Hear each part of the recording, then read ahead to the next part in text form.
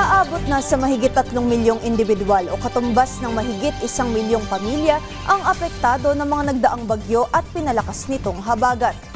Base sa datos ng National Disaster Risk Reduction and Management Council o NDRRMC, nagmula ang mahigit 3.7 million na individual sa mga rehiyon ng Ilocos, Cagayan Valley, Central Luzon, Bicol, Western Visayas, Zamboanga Peninsula, Calabarzon, CAR, NCR at Mimaropa. Sa nasabing bilang, aabot sa mahigit 15,000 na pamilya ang pansamantalang nanunuluyan sa mahigit 500 mga evacuation centers sa buong bansa.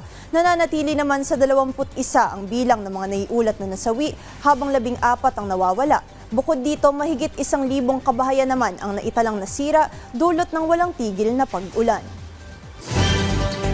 Tuloy-tuloy ang cleanup operations ng MMDA, Department of Public Works and Highways at maging ang lokal na pamahalaan ng Parañaque City sa isang Redemptorist water channel sa Barangay Baclaran.